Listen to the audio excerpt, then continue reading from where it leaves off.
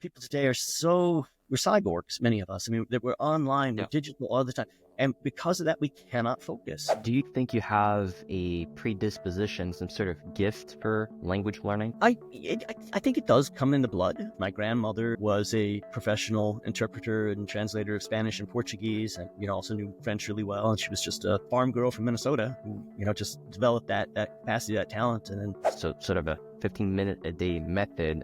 Could you I could you talk about this? wouldn't call it a method. It's just time chunking. I think the most important thing is not so much the method that you use or the techniques, but that systematic regularity. Putting in a little bit of time every single day will get you there. And that, to me, is the crux, sort of the matter of really being a mature polyliterate person, a mature polyglot, is saying, okay, well, I spent my life with these languages, so I should be able to do that. If I don't do that, it was all for nothing. That's kind of frustrating. Learning languages is actually pretty easy. Once you get good at it, once you figure it out, once you have good method and good discipline and study habits, it's sort of something you can crack. If you are trying to learn one language or multiple languages, I think you're going to find this discussion very interesting. In today's interview, we're diving into the mind of Alexander Arguelles, a scholar, polyglot, and lifelong language devotee. So if you want to know how a real polyglot learns languages, I think you're going to find this very interesting. While talking with Alexander, I realized that he is actually a proponent of comprehensible input, which is to say using reading and listening for learning languages, which is why I want to talk about the sponsor of this video, which is Lingq. And it's a great tool for learning languages using just that, reading and listening. Lingq is a language learning app that allows you to learn languages using content that you love. It comes with thousands of hours of pre-existing content, including audio and text, and you can also import material that you like into Lingq from YouTube, Netflix, blogs, news, and more. And using the Lingq interface, you can look up words and phrases directly as you engage with the content. And also, Lingq is available on desktop, which is my preferred version. Honestly, I like the big screen, but you also have it available on mobile devices, smartphones, and tablets. For my viewers, you can get 5% off a 12-month Lingq plan. Note that the yearly subscription already has a 35% off discount applied by default, so this code that I'm giving you is going to stack on top of that. I'll put the promo code in the description of this video or this podcast. So let's go to the interview. Said is Alexander Arguelles. I'm somebody who has been passionate about learning languages and studying languages for the sake of really getting to know them, not just speaking them, but knowing what they are and how they work and what their relation is to each other, and above all, what culture comes through them, what literature, what things have been written in them. So I've just been passionate about languages and literatures pretty much my whole life, and I've worked very hard and systematically at it. I've got a lot of good training in it. I've been a professor of languages, and just had the good fortune, the blessing to be able to indulge my real passion and just have an inordinate amount of time, structured time to study languages. And I've always sought out the best way to study, the most efficient way to study. And it's just something that I've been at for a long time. Just like you said, I've been on YouTube a long time. I've been at languages, even longer than that. And so at the moment right now, how many languages can you speak? And if you had to sort of give them an order in terms of like which ones are your best, like from best to worst, what would it be? Speak, because somebody like me, when I'm a scholar, I break it down. There's languages that I can read pretty well, but I can't speak. There's languages that I have sort of a theoretical overview of, but that have never spoken, but they're similar to other languages could. But languages that like we could have the conversation in right now, or have a meaningful talk like that, I can speak well. They're almost all in the Germanic and the Romance language families. Those are the two branches of linguistics or language families that I've done the most work in. And within those, the bigger ones, the ones that I've spent most time with, I know best: German, French, Spanish are ones that I've lived in for some time. I've spent a considerable amount of time in those countries, and can have meaningful conversations in those. Latin now too. Latin has become one of my sort of staple conversational languages after just being a reading language for a long time. So I enjoy conversing in Latin. On the base of knowing German, say, I've found in my past experience when I lived in Europe, it was quite easy to sort of go and spend time in places like Sweden and Holland and be able to converse in Swedish and Dutch to Really? Okay. to a passable level, while I mean, I had study and, got exposure to it, but I find that in the strength of what I'm going to say, my stronger Romance and Germanic languages, I'm pretty capable of having a meaningful, conversation in a good number of other languages like Swedish and Dutch, like I said, or Italian and Portuguese. Also, I can have meaningful conversations in. Beyond the Romance and Germanic language family, I also spent a lot of time. I spent nearly 9 years of my life in Korea and 9 years of my life totally in Lebanon and in the United Arab Emirates. And the specific purpose of my being there was to learn Korean in Korea and learn the culture through learning Korean. And also, when I moved into Arabic-speaking countries, I really wanted to immerse myself in Arabic as much as I could.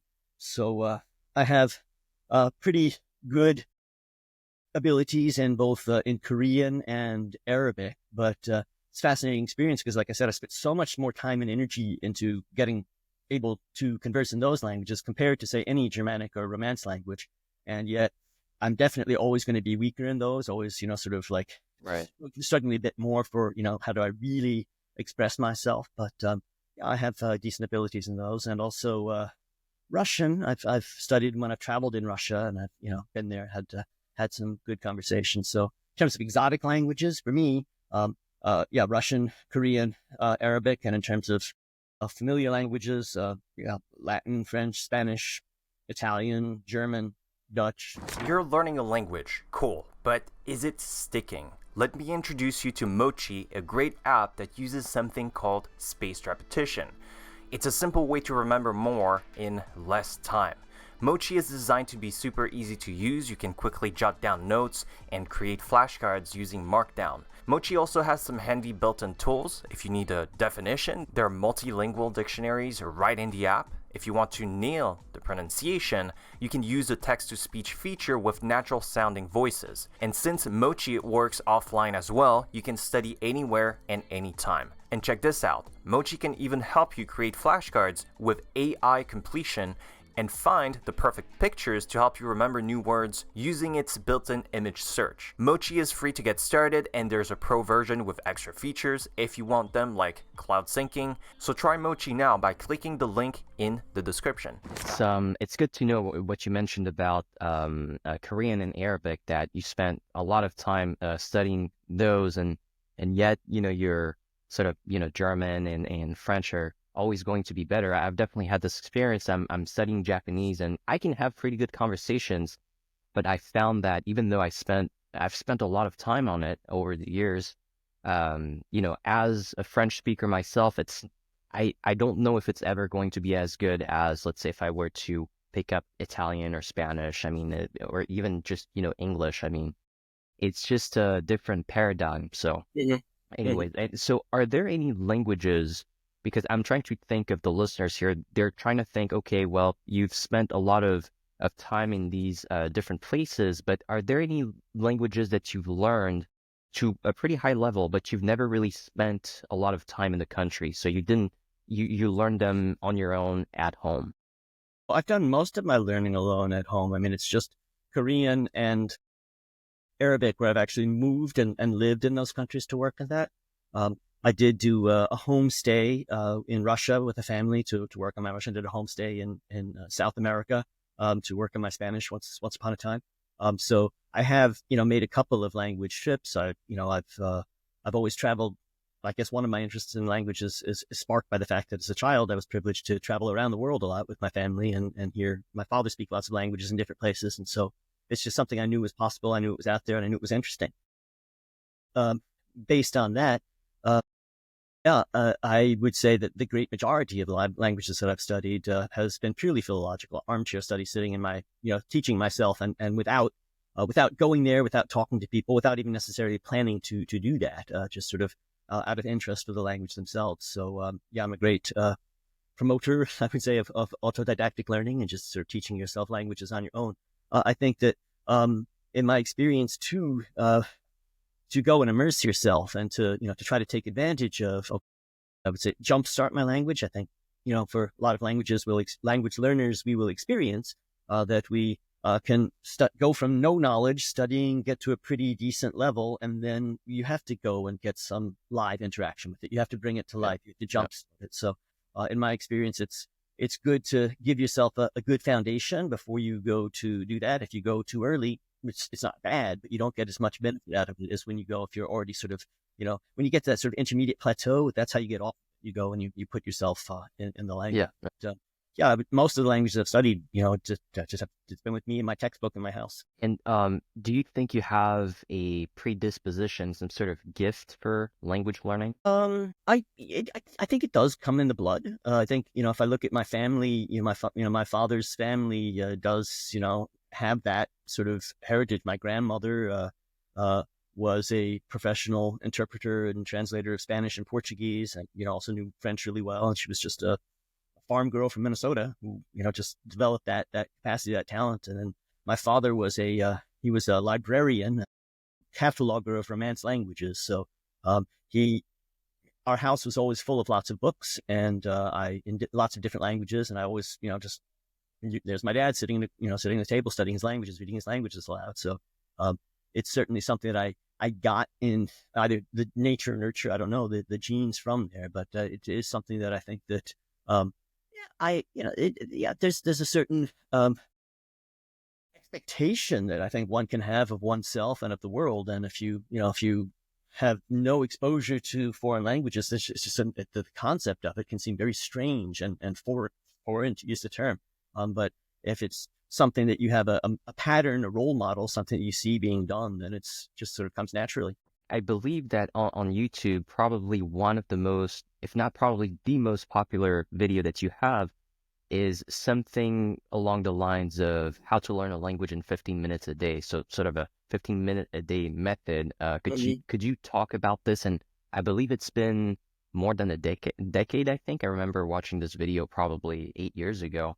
Have you changed your mind? This video is actually a little bit more recent, because my son helped me make it when he was back from college, and he had a cold, and he was breathing rather heavily. And unfortunately, a third of the comments on that video are like, I hear somebody breathing, and a third of the comments are, oh, okay.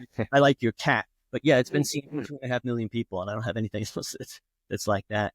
So I wouldn't call it a method. It's just time chunking. It's my experience of when you want to devote your life to studying, and when you want to learn lots of languages, you're going to sit down for a study session. You have to think about what's the best way for me to allocate my time, what's the best way for me to budget my time, and working primarily with the method that I used in that video. It's a French company called Assimil. They've always been, they've got lots of really good books for lots and lots of languages, and it's always been sort of my go-to first place. Those come with the instructions, that, you're supposed to sit down and do half an hour of them a day, and you'll get through it in 6 months. And so all I did was say, well, if I'm not in a hurry to get through this, and I want to study a range of languages, from my perspective, what's a good amount of time for me to sit down and do a good, hard, focused, concentrated studying session? I don't want my mind to wander. I don't want to use any effort or energy in staying focused. I want to stay completely focused by myself. So 15 minutes is a good chunk of time that you can take and work substantially through a manual like that, and then build on that slowly over time. And I also thought that 15 minutes is, I am always aware that, I do speak to a lot of people who are already studying languages effectively or efficiently, but I speak to a lot of people who are just getting started and, and haven't done it before. 15 minutes doesn't sound like a lot, but if you're a self-motivated learner and you haven't done anything like this before, to get into the habit of doing something systematically, regularly, every single day, you need to start small. You need to build up to that. So that just seemed to me a proposition that, when I sort of make a New Year's resolution and I want to do something different, I don't aim to do something for an hour every day. If I'm going to start a new hobby or a new habit, I work into it, I build into it, I make sure I get to it every day. And then once I get to it every day, then I add on to it. So 15 minutes a day, using that kind of manual, again, like I said, it's enough to do a new lesson, review a couple of old lessons, and slowly and systematically work your way through that kind of book. Yeah, I definitely think that for most people, unfortunately, they don't build this daily habit. I do think it has to be daily because it's easier. Then there's no doubt in your mind that, okay, today I have to do this, even if it's only 15 minutes. And 15 minutes, I think if you're 100% focused, it's going to be better than the whatever 1 hour that people do maybe once a week or twice a week, where they're sort of distracted looking at notifications and stuff. So 15 minutes a day could be pretty solid. And for a lot of people, I think this is, in terms of commitment, it's more realistic because maybe people have a full-time job and kids and stuff like that. So if you can do 15 minutes a day of, really good learning and be really focused, I do think it's beneficial. You You took mentioned, the words out of my mouth. That's what I would say, is that it's not the amount of time, but the quality of the time that you study that matters. And if you can remember everything you learn and you are focused and everything stays with you, then that's time won, even if it's only 5 minutes or 10 minutes. Whereas if you plug away for 2 hours but have nothing to show for it, that's just dumb. So exactly. Yeah. I do think that there's this a bit of an obsessive compulsive degree to becoming a polyglot. And if you want to really use your time efficiently and do something like that, then yeah, I would just say I don't want to waste my time. I want to use my time as efficiently as possible. And therefore, what you just said is absolutely true. Getting into a systematic, regular daily habit, something you just do automatically without thinking about it, every single day, is the best way to get stuff done. That's my experience. Maybe you need to force yourself at first, but if you get in the habit, if you say, even if you try to say, well, I'm going to take weekends off, that breaks the chain and it makes it harder to keep going. So, True. yeah, it's obsessive, but if you want to become a polyglot, you need to be obsessive. And I think the most important thing is not so much the method that you use or the techniques, but that systematic regularity. Putting in a little bit of time every single day will get you there. Yeah, and I want to talk about Assimil because I have used Assimil. Just a little story. It's I think when I was a freshman in college, my grandmother, who is Swiss German, she told me, "Hey, look, there's this book, this method that people are aware of in France, at least. I think it's less popular in the US and in other parts of the world, but it's called Assimil, and I've learned, multiple languages. She used to work at the Swiss post office, I think, where she needed to take calls, or no, a bank. Well, of course, she was working in Switzerland, so she was working in a bank in support or something, and she needed to answer calls in German, so easy, that's her native language, Italian and French, and for some reason in Spanish. And so she picked up Assimil, and she told me, well, if you just go through the entire book, you're not going to be fluent, but you're going to be able to have conversations at least. And so I picked it up for Italian. This was 10 years ago. My Italian is a little bit rusty now, but I got pretty good results going through Assimil Italian. I believe there were two books. The first one, the first 100 lessons, and then you have the second book with another 100 lessons. Did the same thing for Japanese. Obviously, didn't get quite the same results because it's a much harder language, but is Assimil something that you still use to this day and that you would recommend? I would absolutely recommend it. I have most of their courses. It's kind of dark down here, but the language laboratory back there, I have most of their manuals. And when I say that, I mean not just the ones that you could go to the catalog today, but because they've been around for 75 years, I think, going on 100 years. I don't know exactly. Their editions have come in generations. And so the languages you just mentioned, the ones that they had in the sort of 1930s, 40s, 50s, were structured in a slightly different way, in that they had a continuous story. You would go to Spain with some guy and you'd travel around, and it would be sort of a continuous story with him rather than being disconnected lessons as they are today. But okay. yeah, so I like to have the older versions of things like that. I think that some of their manuals are really, each author is different. They really go into the culture. And I mean, the older Russian ones, they have you reading Tolstoy and Dostoevsky, by lesson 60 or 70, you're looking at excerpts from Chekhov. And I think that was really nice. And the one that they had for Catalan just told you the whole history of Catalonia and Catalan literature and Catalan art. It was just fantastic. So yeah, as a basic method, though, the idea is you have about 100 lessons. They're very short. They're all recorded only in the target language. And you can listen to that, shadow it as technique. I shadow along with it. You can, just sort of in a couple of minutes, you can go over it, you can review it. They have notes describing what you're learning. It's sort of an intuitive method, I would call it. You're supposed to learn by absorbing, but then they don't just leave you there. They have a review lesson every seventh lesson. And so you sort of, and they're giving you grammatical notes as you go. But it sort of does pick up on the, I guess, the oldest tried and true way of learning or teaching languages. If you don't know a language, and I do, well, let's just start looking at it and we'll explain as we go. Here's a sentence. This is what the words mean. How do you have any knowledge of other languages like that? Can you understand that? Can you repeat it? And here's another sentence, and we'll just meet the information with it because it's didactically planned. They're not just randomly talking. They are saying, okay, now we're sort of introducing some sort of past tense or something. But the idea is that you see or see and hear the language structure before it's explained to you, which I always like. And most traditional sort of textbooks say, okay, this is a lesson today. We're going to learn this grammatical feature. Maybe you haven't seen it yet or done anything. They just give you a table or a chart for it. You're supposed to memorize it and then plug it into practice. That can work also. And it's nice when you're teaching yourself a language to use various different kinds of methods.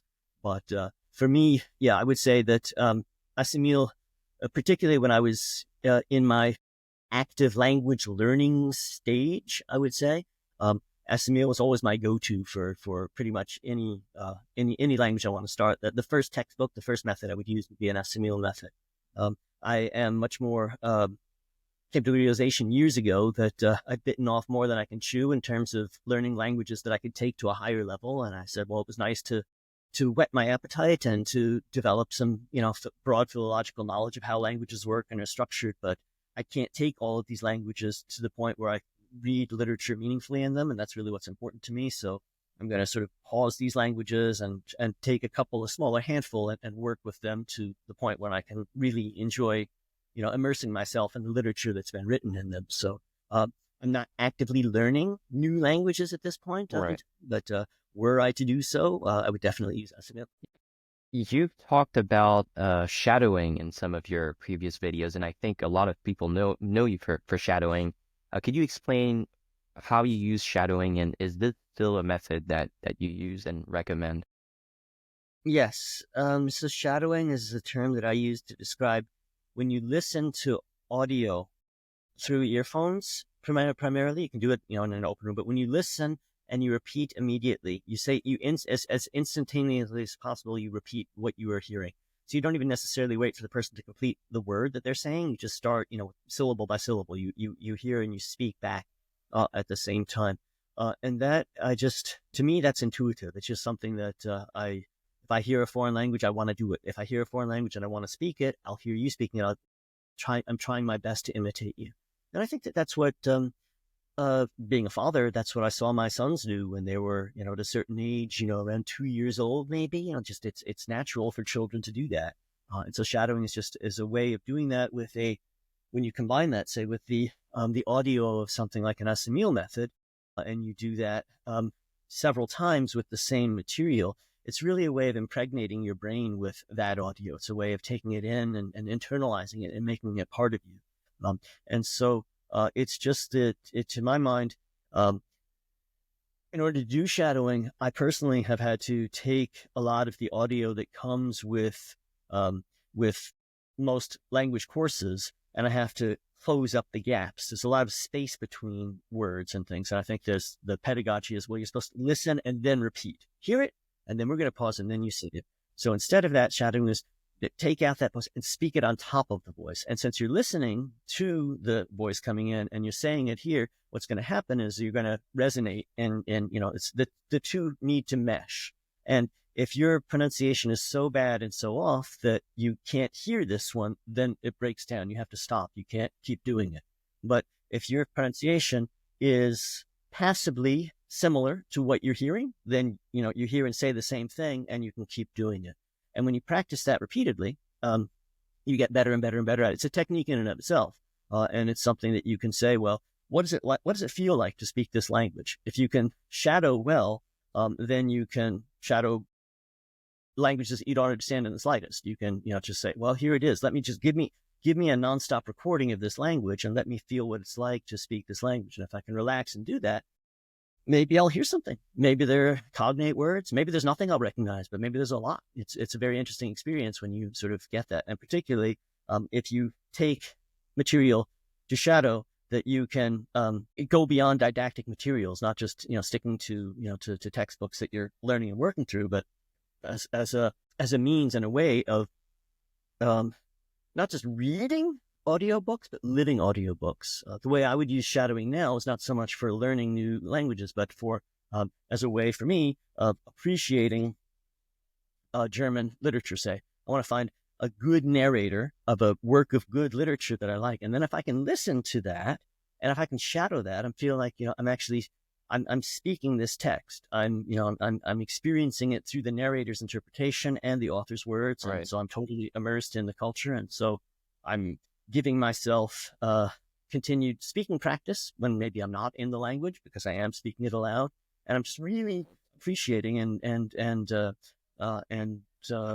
enjoying reading this literature in this fashion. So shadowing can be, again, I used it instinctively and intuitively with those Assimil methods 20 or 30 years ago, when all I was doing was sitting and studying and learning new languages. Right. And I use it today to enjoy reading along with audiobooks. Yeah, it's true that I've done this. I mean, not really for learning, but I guess it was just my intuition that when you hear something and just repeating it, shadowing it, you tend to be more, your attention is really on the thing that you're listening to. Whereas if you're just listening passively, then your mind can just, drift off. But shadowing is really Absolutely. keeps your You attention can't on that. shadow if you're not paying attention. Yeah. And to me, I've always taken that as sort of, not just with that, but with anything. It's like, well, if I'm not paying attention, it's time for me to do something else, because if I'm not paying attention, I'm studying effectively, and I'm wasting my time. So it's sort of a built-in check on that. As long when you're focused and working on it, it's going to work well. If you're starting to drift, then it's time to move on to something else. Which is also, in terms of attention, this is one of the big appeals of the 15-minute sort of routine that you describe, is that in 15 minutes, anyone, or I would say most people, I don't know about young people these days, they seem a little bit, not sure, neurotic, but 15 minutes, everyone pretty much can maintain 100% of attention on the task, which is pretty appealing, I think. We would hope, but I like the way you were struggling with there, and it's funny for me to hear you say about young people. You look pretty young to me. Yeah, no, it's true. You would think that 15 minutes should be manageable, but it's quite interesting. And it kind of go back into what we were talking about before, about the sort of spiritual or mental side of it too, because again, 15 minutes, depending on your perspective, can be a very long period of time or an incredibly short period of time. But objectively speaking, 15 minutes is 15 times 60 seconds. How many people, though, can we truly say, I just felt it? I look at the clock now, I see we've been speaking for 45 minutes because it's telling me that, but I couldn't feel that. I couldn't gauge it accurately and say, I know the passage of time. And so if we think about, what you can do in a 15-minute time period, if you really count that out and you look at all that, it's quite substantial. So that's interesting to keep in mind. Yeah, and I want to talk about technology, because I do believe, watching your videos, that most of your language learning is done through books and listening. But do you use any technology? And by technology, I mean specifically apps and software for learning languages. Do you use any technology in this sense? I do not. No, I do not. I use technology like you and I are communicating with right now. To the best of my abilities, I make educational videos. I put those out. My academy is virtual. We run with Zoom, so I use technology to communicate. I'm grateful that, we can order with so many things have been, in terms of older language books and, language things that have been written in language literature, has so much stuff has been digitized and made available online.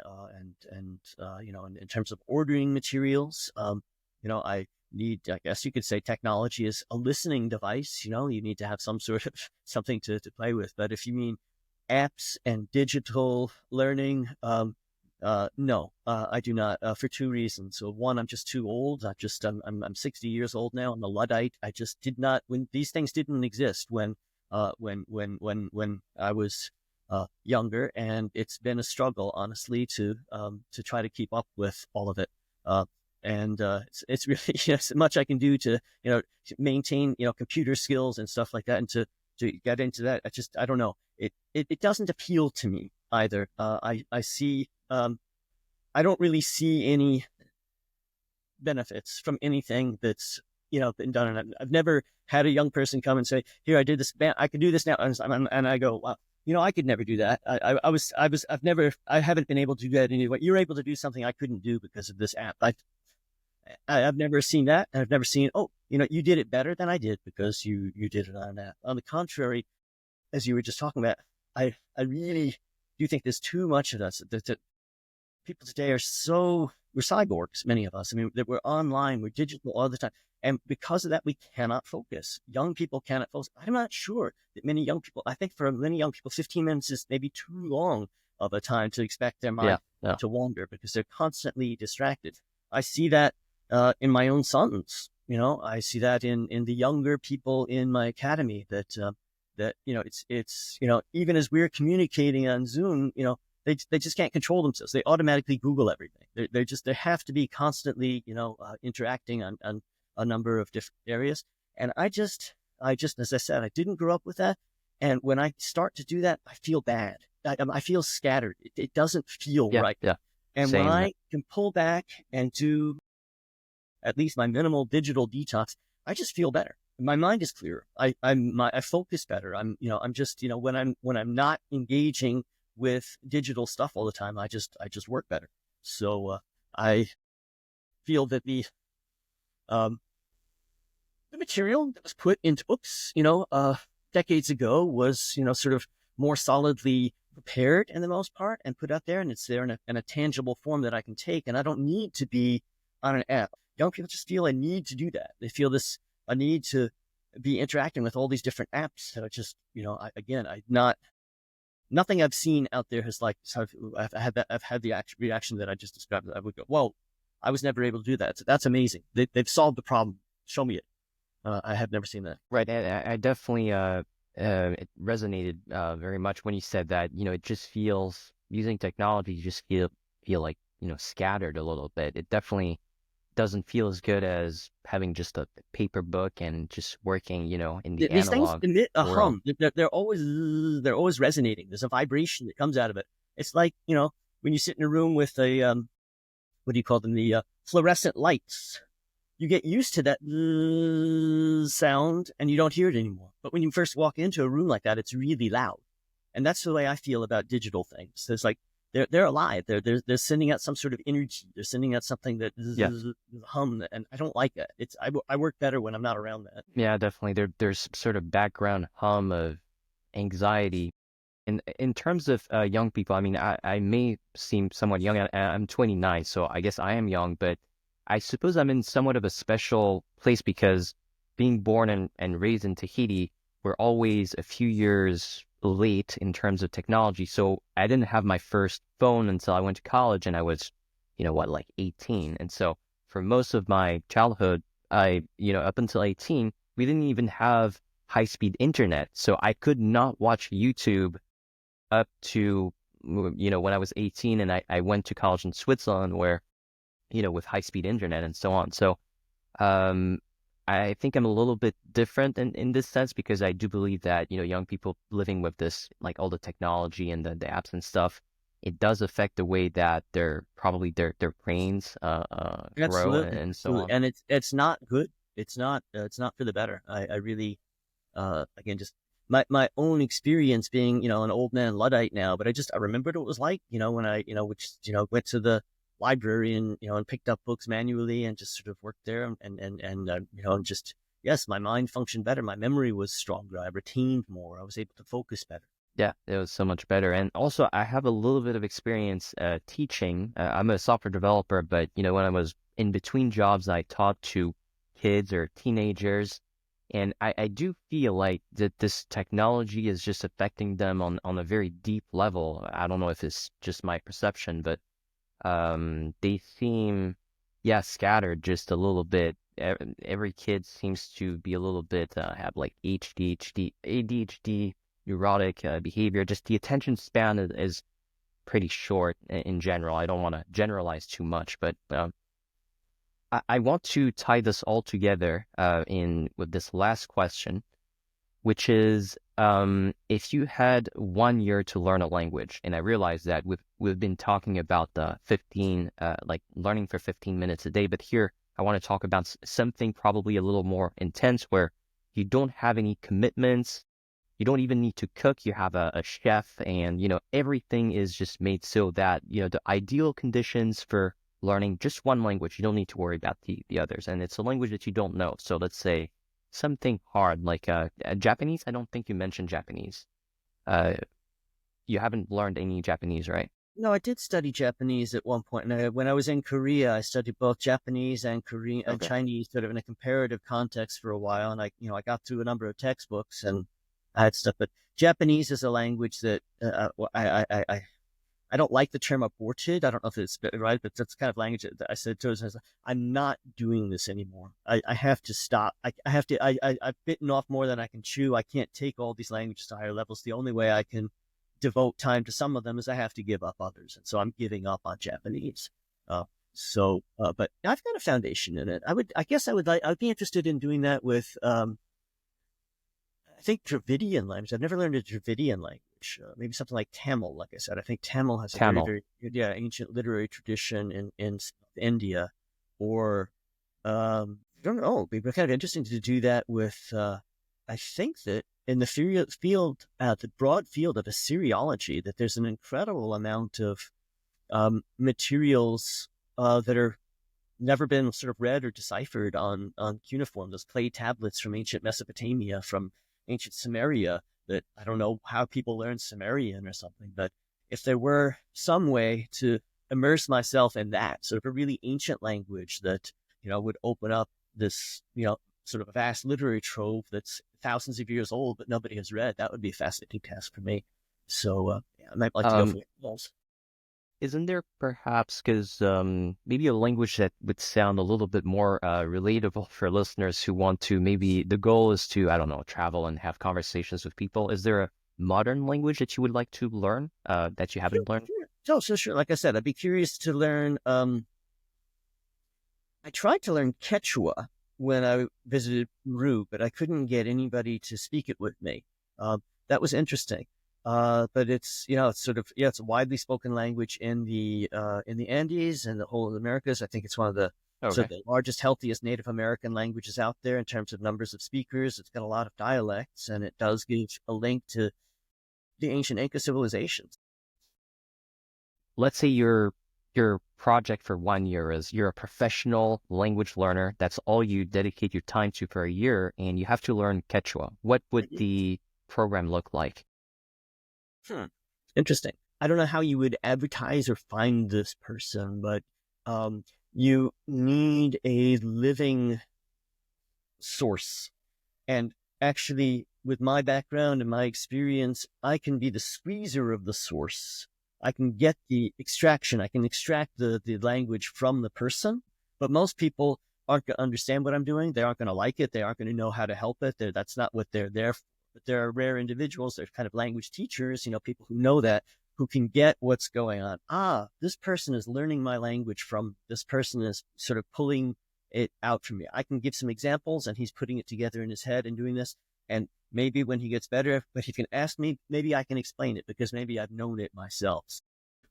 The ideal to me would be a language teacher who knows what's going on and has the ability to further that process. That's actually an experience that I had with Finnish. That would be another example. I've got a lot of. I just was looking. I've got a lot of materials for Finnish, and I've learned some interesting things about it. And I already had this experience where I once spent 2 weeks in a camp, a village that was designed to help people immerse themselves in Finnish. And so they had teachers there who were, going to only speak Finnish to the people. And then when I interacted with them, I did so sort of from above, as it were, instead of from below. Rather than having them teach the language down into me, I was like sort of fishing the language out of them. Okay, right. And so I think that would be it. That would be the ideal would be to find a person in the country who would allow you to do that process well. Apart from that, it would involve, just sort of that kind of immersion that, when you go and you stay and do your homestay and you sort of try to hear the language around you as much as possible, just hear it being used as much as possible, interact with it as much as possible, see it being used. So it would involve an immersion stay. Definitely would involve ideally sort of being in the country, hearing it used all around me, but having a special relationship with one or more sort of teachers who are amenable to having the information sort of extracted from them in the way that you would want to do. And then when you got more advanced, would be in the capacity to maybe flip it again. So, okay, now that we can communicate, I can tell you systematically. I can explain things to you. I can tell you further, not just about the language, but let's start reading literature. Let's read aloud. Read this book aloud to me, and I'll tell you how much you're making my language come alive to me. And so it would be somebody that you could then have discussions with about the language and literature. So I would say it would look like a full year, no strings, no attached side. Go to the country, find that ideal teacher or set of teachers that you could do that with, live generally immersed in it, get to the point where you can start to read and discuss the literary tradition in it, and then just sort of systematically do that. And it wouldn't necessarily, ideally, it could be with the same person. It could be with a number of different teachers, but something like that. And in terms of perhaps more at the beginning, would you use any textbooks? And also in terms of grammar instruction, would you get a grammar textbook or anything? Well, ideally, yes. But there are, again, the kind of immersion learning experience that I just described could be done in theory with a language for which there are no resources, and that is the case when we look at the world of languages. There's only a tiny handful that have textbooks, that have materials, and so anthropologically speaking, the way that I just described is pretty much the only way that people have historically been able to learn languages. There are no resources. You have to go move in with them and get it. So instead of just speaking bad, broken language, if you can systematically learn it, I think it's possible to do that. But if there are textbooks, certainly, yeah. Again, the experience that I had when I was immersed in Finnish that way, I prepared every single day. I took a grammar book, I systematically went through it, I saw what was going on. I even prepared conversations. I looked up words that I thought I would want to use and need and have them. So having a good dictionary, a good reference book, absolutely, yeah. If I described earlier that when I was in Germany and traveling around Europe, if I went to Sweden or Holland, I would start speaking Swedish or Dutch pretty soon. But I didn't just listen. I had a textbook. I was working through them very systematically. It's like bam, it's just okay. Look at the strong verbs. Oh, this is why that sounds like this. This absolutely. So to the degree that they're available, I would have a systematic reference book, definitely a good dictionary. Different languages have different things that make them difficult. Generally, it's in the verbs. Different kinds of verb conjugation handbooks might be helpful. When you realize, I keep making the same mistake. I don't understand this pattern. I don't know how to use the subjunctive. I don't understand the distinction between these two different. Some languages have a verb that you use for something like to eat if you eat every day, and some languages have a different verb for if it's a single one-off occasion. It's a special dinner that you go to. When do I use these words? If you come from a language that doesn't have articles at all, no definite articles, no indefinite articles, and it's really hard to learn how to use those in a language that does. And so, when you learn a language, you want to learn it well. I think we need to sort of spot check the problem areas, the difficult areas, and definitely any sort of workbook or thing that can target those weaknesses, those maybe it's pronunciation difficulties, maybe it's cultural vocabulary, all sorts of things. Yeah, definitely we'll have all the, if resources are available, I would avail myself of everything. Alexander, this has been very insightful. Could you tell people where they can find you in your academy? Well, I think if they're seeing what they see here now, my name is on the screen right now. It's Alexander Arguelles, and my academy is called the Alexander Arguelles Academy of Languages and Literatures, and it's a website, and you can look at it. I have, as we talked about earlier, courses in reading literature and a wide variety of languages, and in sort of for living European languages and for conversational Latin, it's sort of um, uh, reading texts, whereas for like Sanskrit or Old Norse, it also involves learning the language, and so we're working at that. Have a There's a great books reading and discussion course where we read in English and discuss works of philosophy like Plato and Aristotle from great books. I had a lecture series that I call Principles of Polyliteracy, where I talk about things like I talked about with you today, just whole issues in terms of what sort of,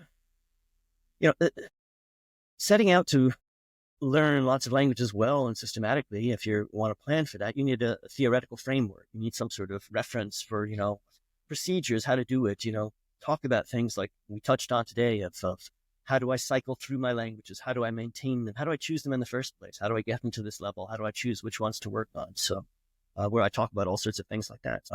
If anybody's interested, everybody can come for, a free trial class before you sign up for anything to see what you like, to see if it's for you. So if you'd like to try anything, you can just write to the Academy website there, and my assistant will get back to you. We'll send you a link, and you can come to sit in on my class, see what it's like. Right, and I'll put all the links in the description on YouTube and wherever people listen to this podcast. And I'll also make sure to write down a summary of all the takeaways from this interview. And as people know, it's going to be on my website at louis.talleyrand.com. I'll put a link in the description. And Alexander, thank you so much. Okay, well, thank you for having me.